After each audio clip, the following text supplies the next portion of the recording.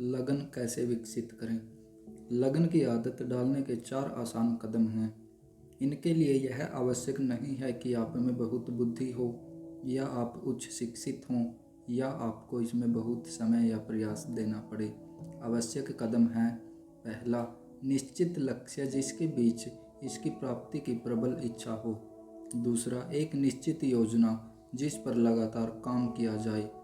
तीसरा, एक मन जो सभी नकारात्मक और हतोत्साहित करने वाले प्रभावों की तरफ से कसकर बंद हो, जिनमें रिश्तेदारों, मित्रों और परिचितों के नकारात्मक सुझाव भी शामिल हैं। चौथा, एक या एक से अधिक ऐसे व्यक्तियों के साथ मित्रतापूर्ण गठबंधन जो आपकी योजना और लक्ष्य को लेकर आपको प्रोत्साहित करे। यह 4 कदम जीवन के सभी क्षेत्रों में सफलता के लिए अनिवार्य हैं। इस फिलॉसफी के 13 सिद्धांतों का मुख्य उद्देश्य यही है कि आप इन चारों कदमों को अपनी आदत बना लें। यही वे कदम हैं जिनके द्वारा इंसान अपने आर्थिक भाग्य को नियंत्रित कर सकता है। यही वे कदम हैं जो विचार को स्वतंत्रता की ओर ले जाते हैं। यही वे कदम हैं जो अमीरी की ओर ले जाते हैं। यही आपको शक्ति, प्रसिद्धि और सांसारिक प्रतिष्ठा का रास्ता दिखाते हैं। यही वे 4 कदम हैं जो आपको लाभदायक अवसरों की गारंटी देते हैं। यही वे कदम हैं जो सपनों को भौतिक यथार्थ में बदलते हैं।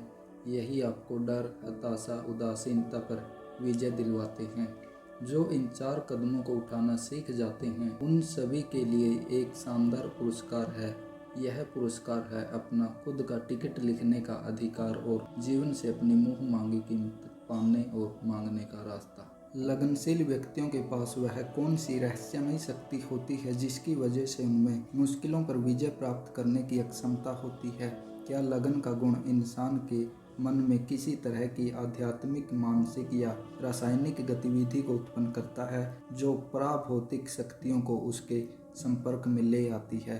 क्या असीम शक्ति उस व्यक्ति के पक्ष में हो जाती है जो युद्ध हारने के बाद भी संघर्ष करता रहता है जब सारी दुनिया उसके विधीर खेमे में हो? यह और इसी तरह के कई सवाल मेरे मन में तब आए जब मैंने हेनरी फोर्ड जैसे लोगों का अवलोकन किया जिन्होंने शून्य से शुरुआत की और बाद में विराट औद्योगिक साम्राज्य स्थापित किया, तथा शुरुआत में उनके पास लगन के सिवाय कुछ भी नहीं था।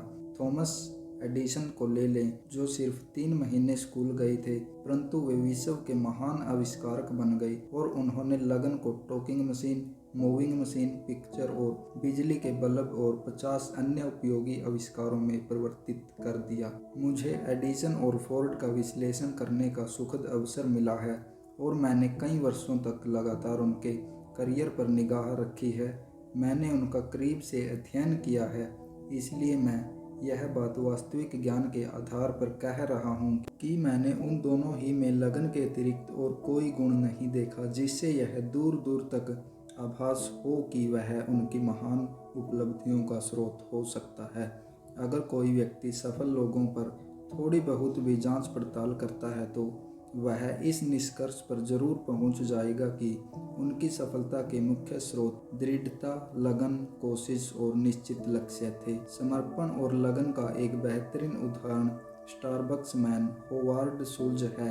किसी नए विचार के सफल होने के लिए 3 तत्वों की जरूरत होती है: उद्देश्य, धैर्य और दृढ़ विश्वास। शुल्ज को सिएटल में एक छोटी सी कॉफी डिस्ट्रीब्यूटर जिसके कुछ आउटलेट्स थे में सेल्स और मार्केटिंग को मैनेज करने के लिए नौकरी मिली। उसकी उस समय शादी हुई थी और उम्र मात्र 29 वर्ष थी।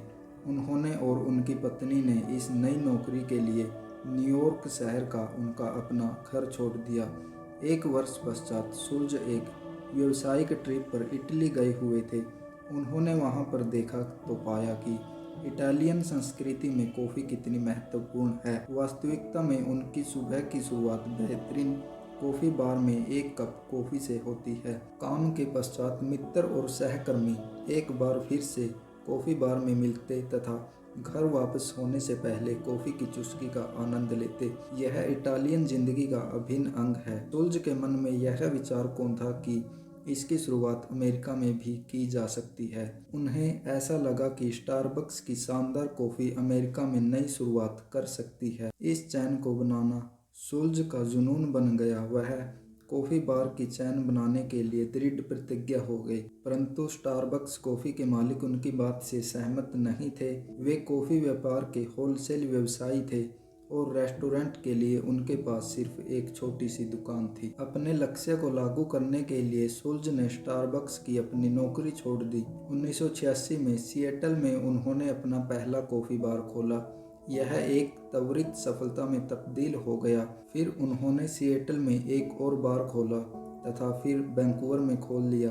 अगले ही वर्ष उन्होंने स्टारबक्स को खरीद लिया और उसी के नाम पर अपनी कंपनी का नाम रखा। सुल्ज को विश्वास था कि स्टारबक्स की शानदार गुणवत्ता वाली कॉफ़ी एक दिन अमेरिकी लोगों के प्रत्येक दिन का हिस्सा बन जाएगी। उनकी यह सोच सच में कारगर साबित हुई और 1988 तक उनकी कंपनी दिन दूनी रात चौगुनी तरक्की करती रही। स्टारबक्स ने अमेरिका में सैकड़ों कॉफ़ी बार खोल दिए जहां व्यावसायिक लोग काम के पश्चात बैठकर बात करें और कॉफ़ी की चुस्की लेते हुए अपने कार्य के दबाव से बाहर निकल सकें।